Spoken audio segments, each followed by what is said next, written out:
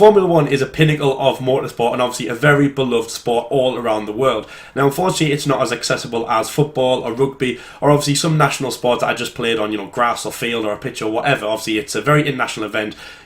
Races are only on for 3 days, obviously flying all around the world, to some great places. Obviously, not everyone can go to Formula One events, but obviously it is great to go anyways. But nevertheless, obviously, it can still be enjoyed on the TV. And obviously, how accessible Formula One actually is on the TV right now, it is obviously really, really, groundbreaking. I was even just watching the other day, like the 2011, races, and just thinking, how far it's come since then. Obviously, back then it was, very much like, your own kind of home broadcast, and really the 3 days were broadcast, and that was it. But obviously nowadays, you have the Formula One YouTube channel. Obviously, you have Instagram and things like that to keep up with, and then obviously Sky Sports F1, and obviously all the different Formula One broadcasts around the world. Sometimes you can even go full weeks and just watch weeks and weeks and weeks worth of Formula One stuff. Obviously, you got the F1 DVDs now, obviously revamped, obviously by Duke Videos. So really, Formula One, long story short, is one of the most accessible sports nowadays. Obviously, especially heading into the 1000th Grand Prix, which is on Sunday. So obviously, in this video, pretty much kind of not facts. We're not going to be chucking facts at you. It's just kind of a break for us as well. We're just obviously going to be talking about our kind of route into Formula One. So obviously our experiences, how we got into Formula One, our experiences.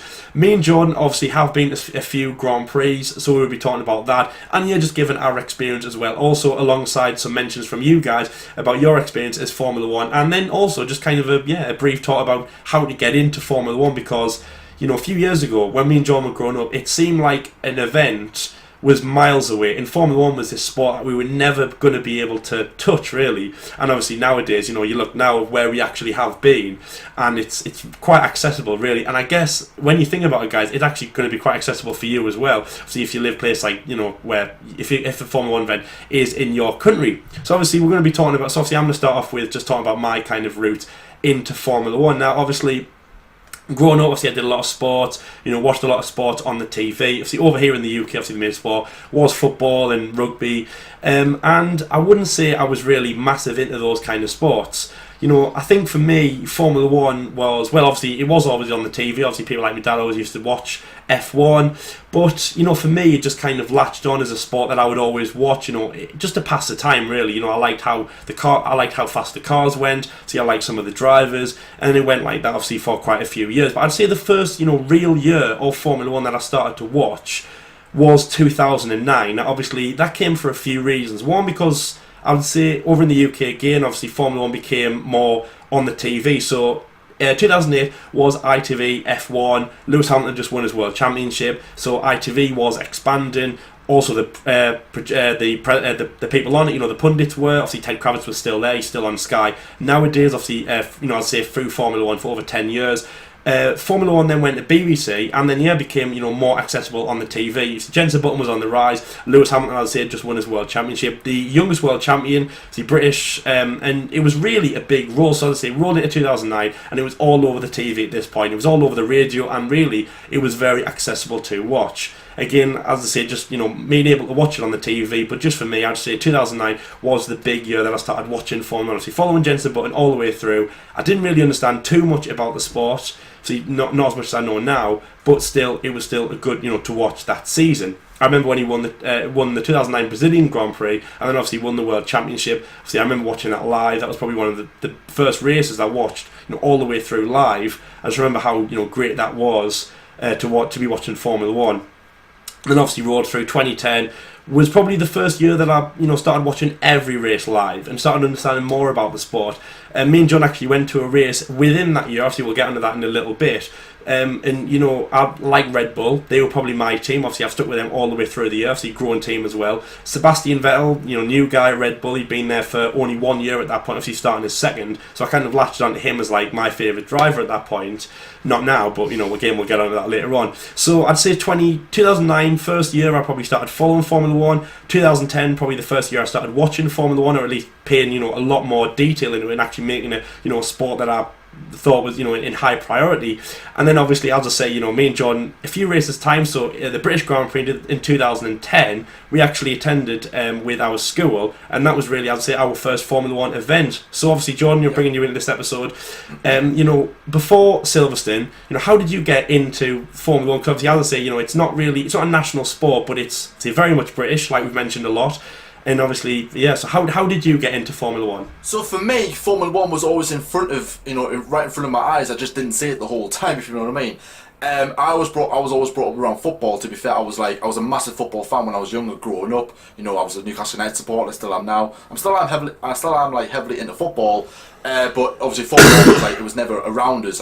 Mainly, it was probably in the background quite vividly. So, I want to say about 2005 is probably my earliest memory of Formula One, because I remember going to my grandma and granddad's on a weekend. I have Sunday's dinner, obviously on a Sunday, and the race would be on. My granddad would be watching it whenever it was on, and I would always remember watching it. I remember the blue and yellow cars of the Renaults, Fernando Alonso. I remember obviously the red cars of Schumacher and Barrichello. I remember the really crap driver in Jensen Button at the time. Obviously, I didn't know how well he did the year before, but I knew that in 2005 he wasn't doing well, so I was seeing him as a bad driver. Because at the time I thought, okay, whoever's at last is doing really, really bad. So that always stuck out for me. And I remember watching 2005, 2006, watching the odd race here and there, asking my grandma or my granddad, "Oh, is the race on this weekend, or is it are we going to be watching it?" And then some days would be like, "Oh, it's not on this weekend," or some days would be like, "The season's finished." It's like, oh, okay, fair enough. And then I remember I used to always ask my granddad, can we go to a Grand Prix? Can we actually go to a Grand Prix? I remember saying to him as well, funny enough, I remember saying, can we go in the Ferrari end? Thinking that Formula One fans did the same way as football did. So obviously you had your home fans, you had your away fans. And I used to thought that one stand would be all for Ferrari fans, one stand would be all for McLaren fans. I used to think that's how it used to work, quite embarrassingly, but I used to always harping about that. I really wanted to go to a race, but again, I wasn't properly into it. Probably not until Lewis Hamilton came into the sport, and then I remember watching. I think I did watch the 2007 Australian Grand Prix, but then I didn't really watch it after that. If you know what I mean, I knew I might watch drips and drabs. So I can't remember it I can't remember it very, very well. Probably the next race I remember properly was probably 2008 when Hamilton won the championship. And I say this in my top 10 video when I was talking about the Grand Prix. I say that it was the first race where I understood what was going on. And obviously Hamilton going for the championship, I knew it was in Brazil. I knew obviously what was at stake, and then he won the championship, and then that was probably again. I was like, right, I'm taking one step forward towards Formula One after watching the race when I was younger. Now Hamilton's a British driver's champion. I'm not going to watch it even more. I remember briefly watching it in 2009. I remember watching the Australian Grand Prix.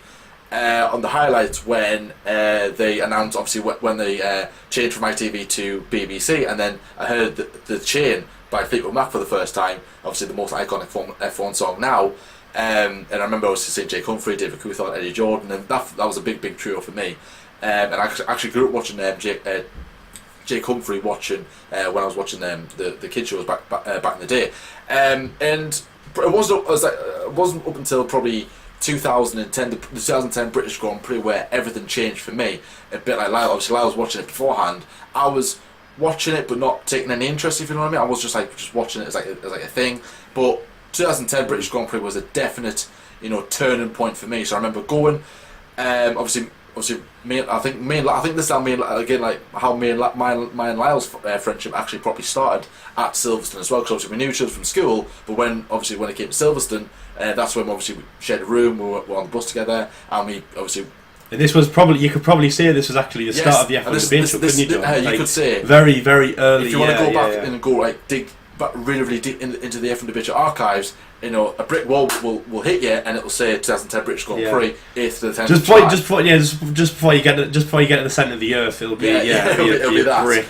What breakthrough after your breakthrough British week and stuff like that. Yeah, you get the tweet. If this race didn't take place, or if we didn't go, obviously this exactly nothing. None of this would have happened. So you've got that to thank as well. Oh, not thank if you're a fan of us. But anyways, so obviously yes, go to the Grand Prix. And I remember standing in turn one.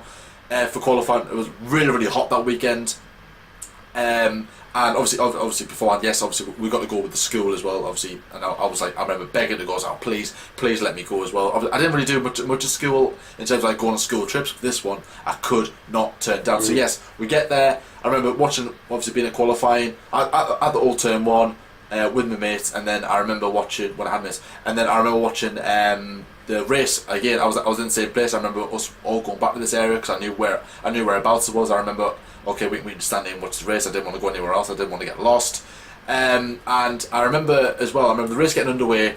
Obviously, all the other cars drove past. It was so loud. I was like, oh my god, like this is amazing. And I remember the safety car.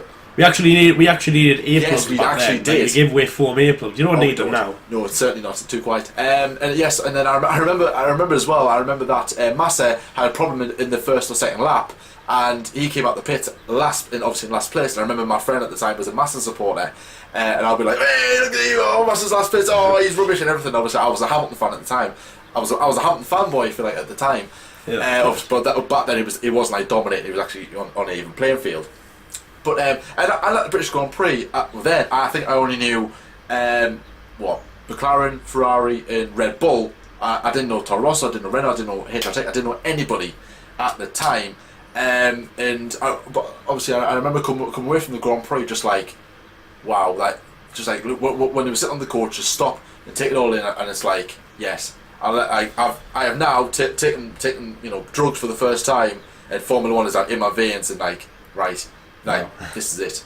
I am hooked into Formula One. So, Lyle, what can you remember from that infamous weekend? Not only for us, but for the F1 debate show, if you like. What can you remember from that weekend? Well, I mean, that was really well. Firstly, obviously, in terms of a school trip, it was quite strange because obviously at that point, like I just gone to France before with the school, and obviously you normally do like those kind of normal standard trips to school. You might go to another country, or you might go to a nature park or something like that. So obviously we were doing pretty menial things. But I remember our geography teacher that we had at that point, she was really sporting. Obviously she really liked Formula One, and then she organised this British Grand Prix trip, which not many people are actually going on because again we were year eight. So again, obviously like.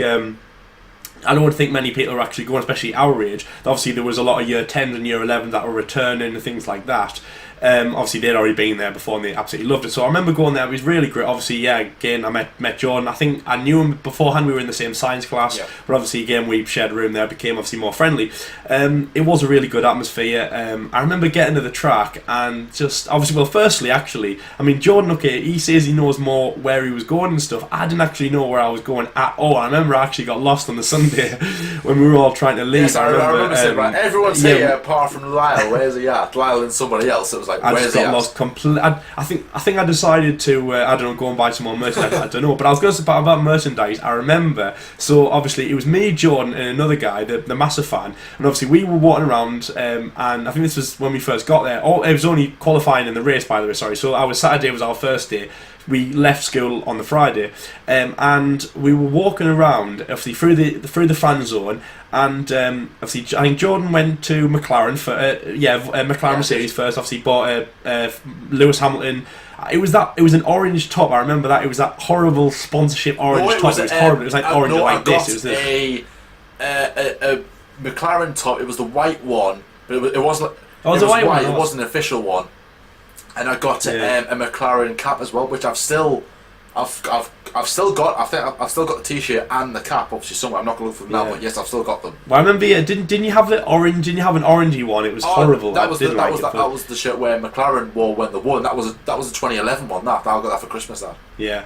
No, I wasn't. I didn't like that. But anyway, yes. So obviously, Jordan went to the McLaren shop, and then our friend went to the Ferrari shop. Obviously, bought a mass of stuff. And then again, like obviously I liked Formula One, but I didn't know who I liked at this point because obviously you had Lewis Hamilton, who was it was Jordan's favourite, and I couldn't have anything to do with Jordan at all. Like I could tolerate him, that was about it. So obviously he was so in our friends, obviously you had John, who was a McLaren fan, you had the other guy who was a Ferrari fan, you had another guy who was like neutral, and then I was like I had to be something else. So I was like okay, I like Red Bull. Obviously I knew that they'd won before and they were kind of a good team. So I went to Red Bull, and I remember I became a fan of this driver only because one shirt was £25, the other shirt was £30, Mark Webber was 30, so as you can imagine, obviously Sebastian Vettel was 25. I bought a Sebastian Vettel top. I bought a Red Bull cap, which I lost a long time ago, and then obviously he became my favourite driver because obviously I became, Sebastian Vettel because I owned his clothing, so I was a bit of a Vettel fanboy back then. Now, again, obviously, great. At least I picked right. I didn't pick the right drive for that race. Obviously, Mark Webber won the race. But I just remember they being really, really good. So obviously, the Saturday I was with them in store. Obviously, on the Sunday, I went with some other guys to the Hangar Straight. I met them, obviously, at the end, where I caught Mark Webber's celebration, obviously, as he crossed the line, the winner. But I just remember, it was just absolutely incredible, seeing them cars. The one memory I have, really, of the cars, apart from obviously seeing them on the Hangar Straight, just, past us at phenomenal speed. All you saw was, a blurry car. It was absolutely insane, especially being on general admission. Obviously, you're right next to the track compared to in the grandstand, which obviously you have a lot more time to see them come round. But I remember just obviously the V8 era, when they would change, obviously there was no turbo to help them change gear or make it a smoother ride. When they changed gear, it went boom, that it was basically someone would beat a drum. That was amazing. Yeah, it was someone would beat a drum, and then you would see a puff of ignition coming out at the back. If anything, there was actually for example, if you watch Formula 2 now, there's no something that we have, an exhaust, something on the exhaust that stops obviously the fire coming out. In Formula 2, they don't have that, obviously, which is why you can see the fire coming out of it, the back of them, when they're changing, the downshifting. And that's what we had back in 2010, or some, it wasn't fire, but it was like blue flame. I just remember that. And I remember the noise of the gear changes were ear piercing. Especially, obviously, you needed the earplugs, like we just said. And if you didn't have the earplugs in for the gear changes, you were toast. And you wouldn't be able to hear anything for the next 10 days. But no, obviously it was absolutely amazing going in 2010. Silverstone, it was obviously for us, for a school trip, for obviously me and John, it was really good for that. It just got our love of Formula 1 even more so, and obviously I fell in love even more with it going then. Obviously I did watch the race in 2009. I was going to say, obviously I did watch the races, but I can't say that I knew everything that was going on. I just watched them because they were on, they were entertainment. A lot of the times, growing up, obviously I was a Newcastle fan growing up like Jordan. I was fans of other sports like rugby and stuff like that. But I used to ask the most stupidest questions, and it was so hard to follow. I had no idea who these players were, and I remember going to Newcastle games with my dad, who is obviously, I'm a Newcastle fan, he's a Liverpool fan. I remember going to games, and he would know more about Newcastle than I would.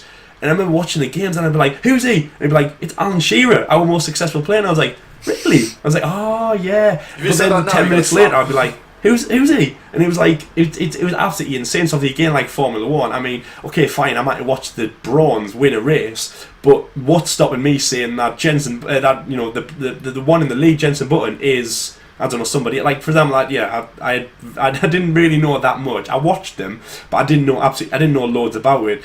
I knew obviously a bit more about the British Grand Prix. For example, I mean, I know it's only a small thing, but obviously Sebastian Vettel and Mark Webber at Red Bull, and Mark Webber did win the race. Lewis Hamilton was a home guy, British. Jenson Button was the British driver. That's probably about as much as my knowledge got from going to the British Grand Prix. Obviously, apart from just having a really good time and seeing the cars for the first time, but nevertheless, obviously, it was a great place to go, and it was just obviously a great school trip to go to, because obviously, as I've just said, before that, it was just France. And it was, Scotland, and I think we went to Germany in year 11. I didn't go, but the school went, and things like that. But also, obviously, I know it was very niche. I think they did a football trip to Spain one year. I don't think me and John didn't go on, but apart from that, there was no sporting trips out at school apart from the Formula 1. And obviously, it was just really special to say that we were a part of that. So obviously, went to Britain. It was really great. It's the end of 2010 season. Really. I followed the sport mainly because I was just there, to watch it. It was really special in that way. But obviously 2011, was a big year for that. As I say, obviously the BBC, really started to pull up its game with Formula 1. And then I started to get more into watching the sport and even just understanding the sport. It even became a point where, I remember, I would even not. There was 24 drivers at that point, I think, and I even started just even knowing their names. And then the big guys, I would know them off by heart. So obviously, I would know, Jenson Button, Lewis Hamilton, McLaren, Sebastian Vettel and Mark Webber at Red Bull, Fernando Alonso and Felipe Massa at McLaren. And I got that. I didn't know that. I just got completely that wrong. Ferrari and even like Michael Schumacher and Nico Rosberg at Mercedes, and then I started working my way back. Obviously, started knowing things like HRT, Virgin. I think we'll become Russia then. Lotus. I started actually knowing more facts about the sport. Obviously, so yeah, 2011 was the big year, but obviously 2012, John, was, and you said it as well. Like for us, it's kind of our joint like favourite year in Formula One. Obviously, I mentioned it in the episode the other day about the best seasons, obviously because it was probably the best season in modern day Formula One, and that really changed our like perception of Formula One. Obviously, just quickly about 2012 for me. Obviously, the Australian Grand Prix, I got up early for that. I don't think that was on me. I don't think that I was planning to do that. I just, for some reason, was up to watch the Australian Grand Prix.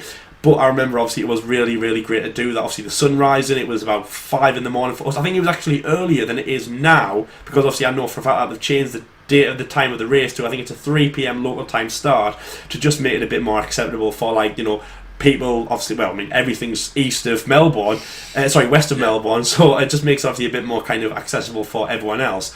But back then, it was very early, even just getting up for that. But the best thing I think about, 2012... for me, and getting up early kind of era, was so we had Japan, South Korea and India, which I still love that race, mind. And I don't know if they were all back to back, but obviously, one of them, I think Japan and South Korea were not very far India, away. I think India was like a week after, I believe. Yeah. So you had you had a back to back or a triple. It really was. It was a triple kind of race. Like 3 races in a month. And, I got up for every single race live, and it was just so exciting. Like, I remember the Japanese Grand Prix, I remember just being downstairs, obviously, everyone else was asleep, and I was like, I'm getting up to watch. I'd never done that before, ever. Like, I can't think of whenever you would, the only thing I can think of is probably, the Olympics. Obviously, we hosted it in 2012, but, 2008 in Beijing, that's the only thing I can think of where you'd actually get up early, to watch an event. But, obviously, I didn't do that. But yeah, so that was the first thing I actually got up early to watch, and I'll tell you something, it was absolutely amazing, and obviously a race that I really remember watching. It was fantastic. Obviously, it made you pay more attention to it as well, and obviously something that really sticks in your mind. So obviously, 2012 was a really special year for me. Obviously, Jordan, I know it was very special for you. So so obviously since Silverstone, how did Formula One kind of evolve for you as a person? Well, I would say after Silverstone, I definitely followed the sport a lot more closely. Again, I wasn't aware of what the teams were and everything, and then I've actually I knew who Renault were by obviously what happened in Abu Dhabi 2010. I remember watching that Grand Prix, and I think that was excuse me, that's what started this kind of chain of right, I'm now going to watch all the races. I got the game for a birthday present, or an early birthday present. Obviously once the season ended, my birthday in December, and I got it there. And that's, for me, I learned the drivers, I learned the tracks, I learned who the teams were, I learned a lot of things about the sport. So when the season switched into 2011, I was eager. I knew who was who. I don't think I knew everyone at the time. I think I could name a majority of the races off by heart, and I could name some of the teams and drivers, but not all of them at the time. And then I think by the end of 2011, by the end of the 2011 season, I could do that. And I think it was by 2012, I knew the calendar off by heart. I knew the drivers off by heart, and that for me was wow, I know the sports. When people said to me, right, who was driving for HRT in 2012? I can go Pedro De La Rosa and Narin Carter, and I was like, wow, and they were like, who? What?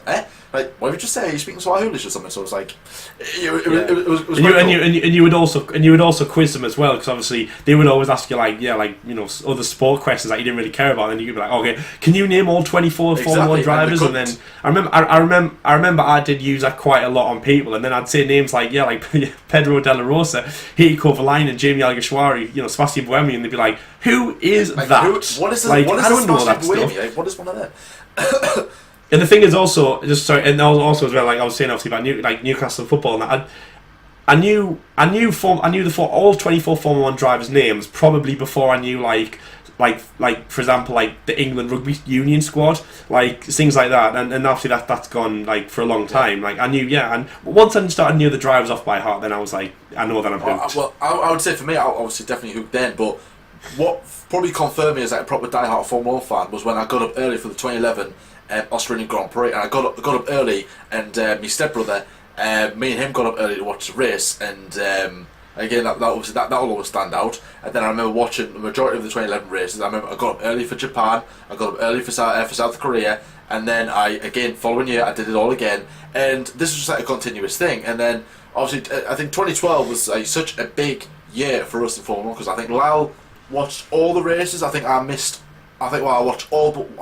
one or two races. I think it was weird, right? Because I'm sure, obviously, I remember Alonso scored in every single round up to the Japanese Grand Prix, and then about a week, it was up until the Belgian Grand Prix, and then a couple of races later, he obviously crashed out in Japan, and then that string was almost over. I remember I remember watching every single race live. Apart from the Belgian Grand Prix, I watched the start of that race because I was a season ticket holder at Newcastle United at the time, and it was my first game. It was my first game of the it was the first home game of the season, so obviously I had to go there to watch it. And so obviously I watched the start. I watched the dry run floor. I was like, oh my god, like Alonso here, Hamilton, Grosjean, Perez. I was like, wow. And then obviously going away, found out what happened, came back, and then again, obviously another memory that'll forever live in memory. So it was like I watched all the races up until Alonso started crashing out. Obviously, I wasn't an Alonso fan, but that's how I always see it. But obviously, the 2012 one, John. Sorry, just quickly. The 2012 one, like I remember. So for me, obviously, Spa. Sorry, I remember. I was playing outside, obviously with my friends, obviously Hadmon and John, and we were playing football down the park. And I remember, two of them came up to us, obviously because they knew that I liked Formula 1, and they said that obviously they just got there. They said that obviously there's been a big crash at the Belgian Grand Prix, and I don't know why. I've got no idea why, but I started like going quite angry at them, and I was like, "How can you remember a crash? Who was it against? What lap was it?" And I was like getting kind of angry. I don't know why. I've got no idea why. And then I remember, obviously, we had a bit of a break. Like one goes in for your tea. You all kind of split off for about 10 minutes. So I went back in to watch it, and then I remember just absolutely seeing it, and it was like. It was absolutely crazy. Like obviously it was kind of mesmerizing to watch. I know it sounds really bad because it's a crash, but it was very that word I've just said to watch. Yeah, it was kind of like amazing to watch. And then obviously it just made you stick with Formula 1 even more. And then I remember I even got to thinking, I was like, just imagine if every start was like that, or more starts were like that. And then to be honest, like obviously. Like when a Formula 1 race started, I wasn't really that bothered. I was like, 5 lights, fair enough, just get going. But then now, when obviously it's pulled over, now it's like every time the 5 lights come on, you're like, something can happen, and really it goes back like that. Something like Spa 2012 can happen again. You know what I mean? Obviously, again, a very definitive moment, obviously in the sport as well. Because that arguably you could say cost Alonso his championship because he was doing so well up until then. He had a major lead over Vettel, and then. Obviously crashed out there and crashed out in Japan, and then that was pretty much the end of it. But obviously then once the 2012 season ended, that's when, and obviously we were fully glued. 2013 came around, 2014 came around, 2015 came around. But I'd probably say the next big year after 2012, I would say was 2016 for multiple reasons. Obviously we went to the British Grand Prix again, but obviously something even bigger than that happened in 2016, Lyle. Can you remember what it was? It did. Can you remember what it was? It was so special. It was only one of the best moments ever, and that was the creation of the F1 debate show. Oh my god! Guys! You know what? Some of you guys, some of you probably haven't stuck around enough to watch us back in 2016, and we do not ask you to go and watch that again. But I'm like. That started back in 2016, but obviously as John said, 2016 British Grand Prix was just like. Absolutely, and the thing is, Jordan, as well. Obviously, we got that ourselves, and to me, like the British Grand Prix, when we decided to go, obviously we decided to go, without parents. It was, obviously, where I'm 21, he's 22 at the moment. Obviously, a lot of lads our age and go off to lads' holidays and that, go off to Crete and places like that, and just drink the night away. But to us, it's kind of like a holiday for us, like a lad's holiday, is kind of like going to one of these events. And to be honest, I've actually seen that become quite, more popular. Like I always thought it was just us, that we were, that we were strange, thinking outside the norm. But apparently a lot of people are like that. But anyway, yes, obviously, to be, we were about, 18 years old at that point, obviously, to decide that we're going to go to Britain on our own, obviously stay over in that, and it was a big decision, obviously. Yeah, I'll say, Jordan, it was probably one of the best experiences, obviously, also for Formula One. It was like, it changed everything, and obviously also benefit the F1 as well. We went there as fans for the first time, so we took it more in, like. And obviously we vlogged it as well. That was the first vlog that we did. It was the first of everything as well. It was. You can go and check that out. I mean, that's not too bad. You can go and watch that one. We always watch that one every so often. But yeah, that was a good one. But like, I remember going up the steps of the International Pit Straight and just looking that way and then looking left, and then I remember the safety car was doing like test laps going, and I remember it passed us just as we got up the steps and off it went. And I was just like. I was like, wow. I nearly shedded a tear there. I was like, wow. If you shed a tear, I'm leaving. I'm not standing with you while you're bloody crying in Formula 1. Even though I've got to say though, guys, I mean, I have cried a few times at Formula 1 in the years, more so than any. Well, I've never cried at another sport. So it does have that effect on you, but obviously apart from not crying. But yeah, I remember it was just absolutely it was great to be there. Like, just on our road, Formula 1 fans. I just thought it was really great, and obviously great perception on Formula 1.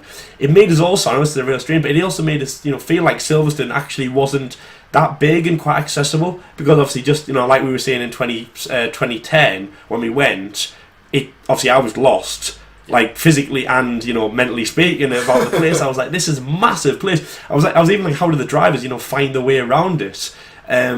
And then I even thought, if I can just go on the track, I can find my way back. But I was like, yeah, it was just an absolutely amazing experience. Obviously, we went in Abbey, International Pit Straight, Club, and obviously Village, which is where we are going again. And obviously, yeah, it was an absolutely amazing experience. So obviously, Jordan, what was your best? If you could say like your single best on-track memory, what was your best on-track memory of 2016? It would probably be. Well, I can't say the start because there wasn't a start. There was a rolling start. The rain came. I can't believe that. That was a bit disappointing that we didn't get to see a start.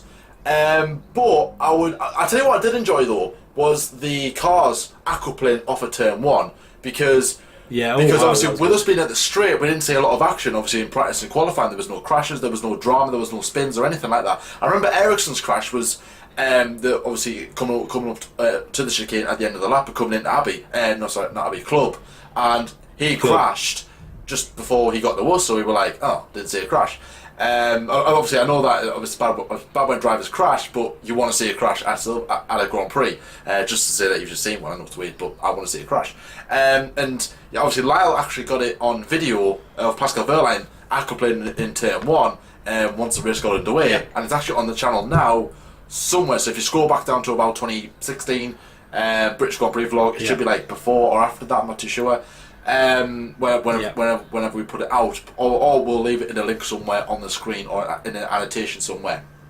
But well, I think that obviously that then we had Alonso spinning, then we had Vettel had a bit of an off. Then did anybody else have an off? Did Hamilton have an off? No, Rosberg. I think it was Verstappen, because I remember it was Hamilton, Rosberg, Verstappen. Verstappen had a brilliant Grand Prix that weekend. He overtook Rosberg at about, I think it was coming out of Magnussen Beckett, he overtook him. And then Verstappen obviously got onto the wet bit, had a bit of a spin, then Rosberg overtook him, and I think it finished Hamilton, Rosberg, Verstappen was the race result. And I remember that, but and then I remember after the race, obviously we went onto the track. If you remember, that was a good moment. After the race, and then just trying to take it all in. Really, it was just absolutely unreal experience. But I would probably say my favourite on-track memory was definitely the offs at turn 1 where we were sitting at Club. So not Club, at where were we sitting? Abbey. Club in Abbey. I keep getting confused. So Lyle, yes, so obviously I've told you my favourite memory of Silverstone 2016. What is your favourite memory? I think just watching like Abbey, for example, is obviously a high speed, a flat out corner, obviously in the dry. Yeah. But then obviously, just watching them, making sure like they weren't aquaplane. You could actually see the dry line, and then I got Pascal Wehrlein's on record. So obviously that was really special. To me, I know this is a really strange one. Obviously, I was kind of obviously, well, you know, training place that went on, obviously that was really, really, you know, popular with us. Obviously, we were talking about it like mad. And I think at that point, obviously, when Max Verstappen was coming into Formula One, I was like, okay, well, I'm a Red Bull fan. You know, I think that I might kind of, you know, stick with Max Verstappen and, you know, become like a fan of him. And then just obviously, you know, feeling like he was in third place, obviously battled into second place, as Jordan said, then obviously went back down to third, and just kind of like getting behind him, like shouting like, come on Max, let's go. And then again, obviously, everyone else was supporting Lewis and becoming kind of like a Lewis fanboy at that point. Obviously, he had number 3 at that point. Obviously, he was chasing Nico, obviously, who won the World Championship in that year. And yeah, that was just really good. Obviously, I just like getting behind Verstappen. And then obviously, we run. So I remember, obviously, when we went on the track, me and John actually split up because I was like, okay, well, obviously, I can outrun him. And obviously, the person who got the best shots of the podium, it would be in the vlog. Turned out it was him because I actually got on there first, but he got a better position. So obviously I ran all the way in, like right in the front. Obviously got a view of like the podium and that, and then Verstappen, and I was like, that was probably one of my best moments. Obviously, just getting behind Verstappen really, and then obviously making onto the track afterwards. You know, getting to see the podium was just really, really special for us. Obviously, because well, we never got a chance to do that in 2010. And see, as John said at the start, you know, we were there as fans, and to be honest, that experience, you know, it was just so good, you know, for us, and obviously, you know, made us our knowledge of Formula One just even greater. Oh, it was absolutely. I mean, I could literally talk about Silverstone 2016, just like admit like just how good it actually was. And then obviously, and then we got to go and see the drivers meet and greet afterwards over at one of the all parts of the track. Oh yes, we did. It was like the was the F1 the F1 live that was zone, that was like the end of the weekend. And obviously, I remember coming home just like a bit like over the moon, but like a bit like it's over. And I remember thinking like it just went over so quickly, and it was just I was like, oh, take me back. And then roll in 2017. And then I would say an even better thing happened that year. Do you think, Lyle? What happened in 2017? Oh. What happened in 2017? How can he top Britain 2016? What happened? That was just so special. 2017, like. We went to the Italian Grand Prix. Yes. Now, if you remember, guys, because obviously, so some of you might have been with us on the channel at that point. If you remember, we milked the hell out of that. We made a video called "This Isn't the Belgian Grand Prix Review." We actually did that in Preston on an away day for Newcastle, but we milked that so much. But honestly, we absolutely loved it, me and John. And you know, I mean, to be honest, right? So firstly, obviously, even before we went, it was massive. Again, obviously, we, you know, paid all that money ourselves. You know, we went, but it wasn't just Silverstone. It wasn't just getting the train down, you know, standard, you know, normal stuff. It was, you know, we flew down to Heathrow, then we flew to Milan. We were in a foreign country watching Formula One. And to be honest, I mean, I couldn't believe that really. Like, you know, going all that way to watch Formula One, it was absolutely insane. And we did everything. To be honest, John, I mean, obviously, there's no correct way of doing anything, but like we absolutely bossed Italy. Like, we completed it to the max. Max Verstappen even.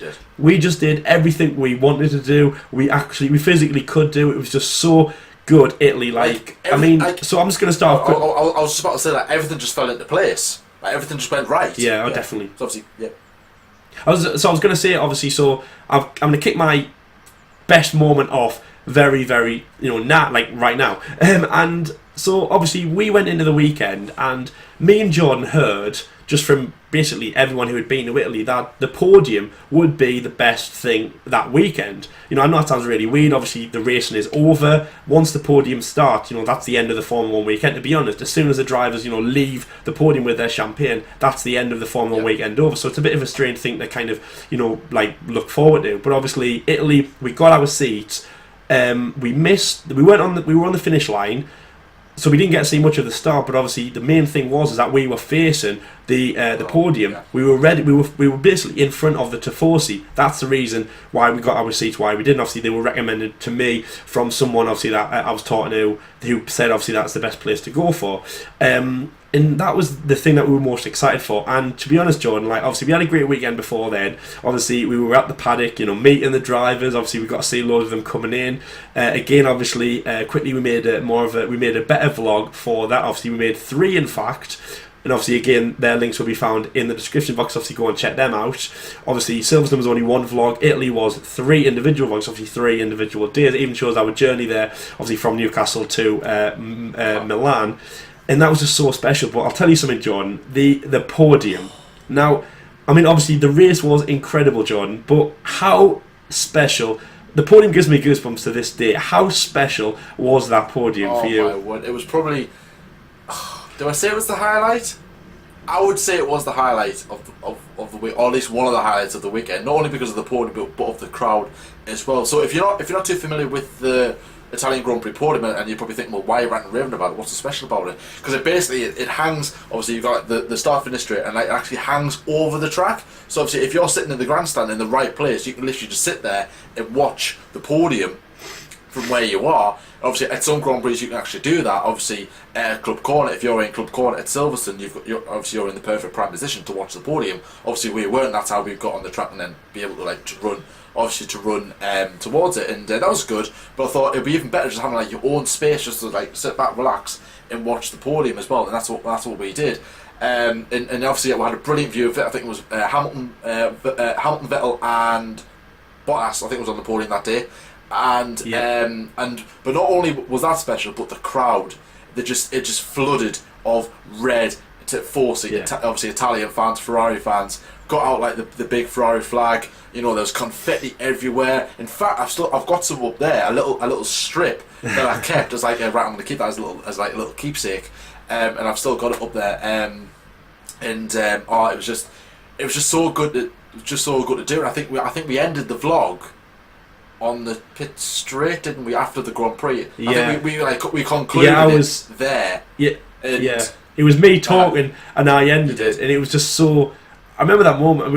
I mean, by the way, this was about 2 hours before after the Grand Prix. You know, the drivers were probably in the private planes going to Singapore.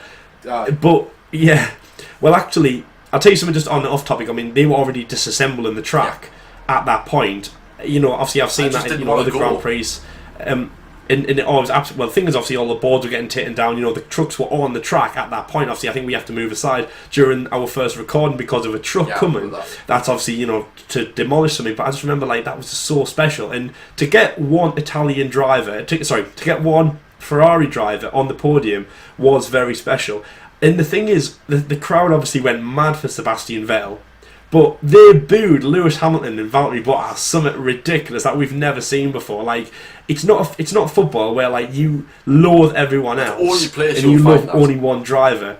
But they did. The Tifosi wanted to see Raikkonen and Vettel a 1-2, and they still would have booed Hamilton even if he came in third place. But it was absolutely incredible. It was great when they cheered Sebastian, but wow, Lewis got such a boo. The atmosphere was electric when Vettel was just on the podium. Imagine if Vettel had won the race and Raikkonen came on second place.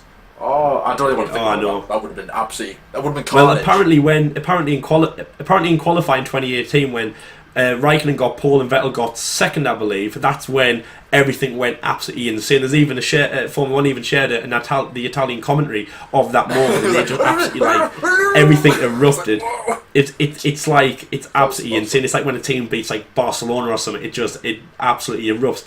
But yeah, the Italian Grand Prix was just so special. And obviously, in terms of the F1 debate, just quickly, John. Obviously, I know I don't want to go on too much about it because we are currently on this. It's a bit cheesy, but for that as well. Obviously, making 3 vlogs. I mean, how great was just even making the vlogs? Well, obviously, it was brilliant. Documented, obviously, like I said, making the vlogs, documenting the whole thing as well. And again, just like what I was saying there about it all fell into place. Our hotel was right outside the train station. It was very easy to get from Milan to Monza. The vlog went perfectly. Nothing went wrong. We had a few issues at Silverstone. Obviously, we were really new to vlogging as well. Taking the camera outside. We were quite shy at the same time because we were we were thinking look. We were probably thinking to the people, look at them with the camera, what do they do type of thing. So we were quite timid and quite shy about it. But with Italy, we were no, we're gonna go in with 2 feet and just record as much as we can. That's exactly what we did. Everything went perfectly, nothing went wrong. We got the vlogs up as quickly as we could. Obviously, seeing some of the drivers coming in from the cars into the paddock, we were stood there. We recorded some as well.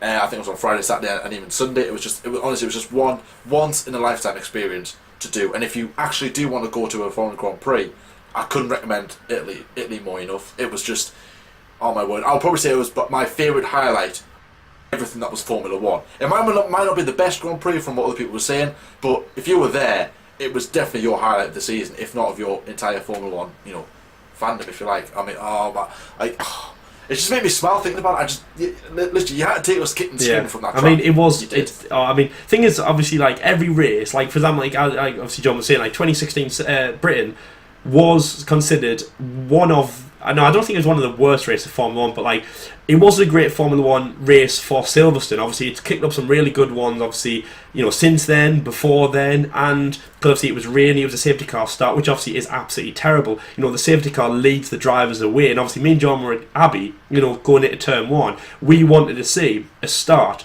And for example, obviously, there has been rainy races in the past, for example, like Canada 2011, where they did start. Like as a normal start. Obviously, to be honest, I don't think Silverstone should have been a safety car start. When I did that, when I saw it, for example, if you just wanted just quickly as a story, I remember actually it was really really sunny. Then Jordan went to go and get a coffee, and then when he was gone, the heavens opened. I remember there was a big cheer by the crowd going, "Yeah, it's."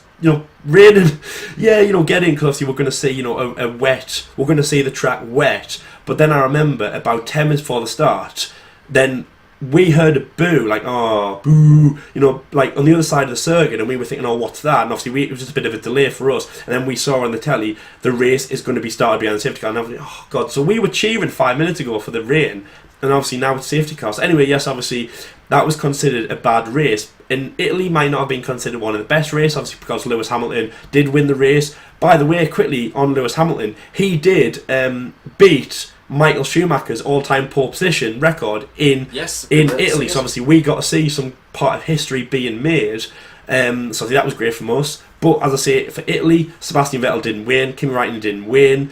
They weren't really anywhere to be found. It might not have been the best race, but any race that you are there to, I think any event that you're there for, period, is one of the best. It's even like football games, it's even like anything that someone on the telly might call drab is just a keyboard warrior or the jealous or something, because every race that you go to is very special. And to be honest, that's been the same for every single event that we've done and we're going to do. For example, we're going to the 2019 Silverstone Grand Prix. Touch wood, it doesn't, obviously, it doesn't suck.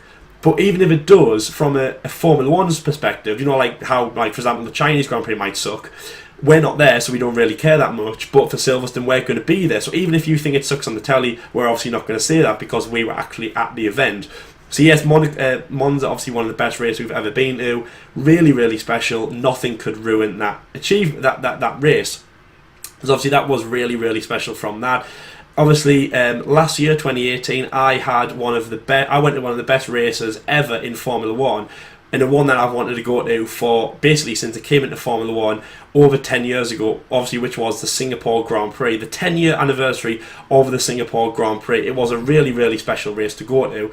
Obviously, I went there for my 21st birthday, or obviously it was very expensive to go, but really, really enjoyable. We went with a few friends as well, obviously from that we knew, obviously in the northeast. Obviously they were big Hamilton fans. See, I was a Max fan, so obviously it was kind of good to have that kind of rivalry. But I just remember though, I mean, it was absolutely insane going. Singapore firstly is a great place to go to. Everything, was absolutely lovely laid out. It was really hot, really great scenery to watch, great scenery for a race. I mean, the only night, really, well, there was banners there saying it was the home of night racing.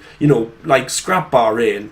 That's, I mean, obviously the Hazard race where it is in the night, but scrap Bahrain, whatever that wants to call itself. We could have Silverstone in the rain. I keep saying in the dark, sorry. We could have Silverstone in the dark, but it will never ever beat Singapore. That was just really, really special. Great race, again, like Jordan said, about like what people might call Silverstone in Italy. It wasn't a very exciting race. I remember Jordan texting that it didn't look very exciting from the telly, but I'm like, you need to be there to watch it. Even the video of the start is just like, it gives you like chills. It's insanely amazing.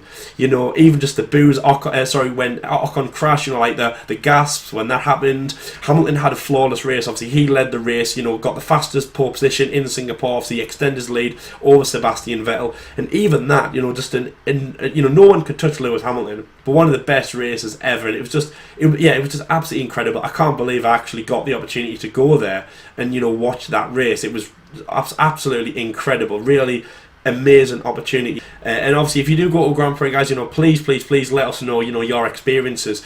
Obviously, if you have been to Grand Prix, let us know what it was like in the comment section below. Obviously, we are really excited. Some fans, we have some fans from around the world, from the USA, from Australia, and we just love hearing from them. So obviously, let us know, your experiences, your time at the Grand Prix. And again, obviously, let me know what Grand Prix you would like to go to, some selections, and we are really excited to read the comment section in this, guys. Obviously, we have loads of directions, obviously, to send you to some links, vlogs we've made. Again, obviously, we have the British Grand Prix vlog and the Italian Grand Prix vlogs to help you if you're going to go there. And obviously, we're looking forward to reading your comments, as I've just said. So obviously, that is the end of our F1 debate show, guys. Thank you very much for watching. Obviously, a very special one today, because tomorrow is obviously the 1000th Grand Prix a race day in Formula 1. Obviously, it's a really, really great landmark. We have been making videos every single day, obviously counting down to this big event. Obviously, we're inside the weekend at the moment, so it is going to be a big landmark for Formula 1. Obviously, we are really excited to be here, obviously still making videos for you guys for this big landmark in F1. So thank you very much for watching this episode, guys. Obviously, give us a like if you're new around here. Obviously, subscribe, tell your friends about us, and obviously make sure to comment everything you've done Formula 1. So thank you very much for watching this video, and until next time, guys, we'll see you later.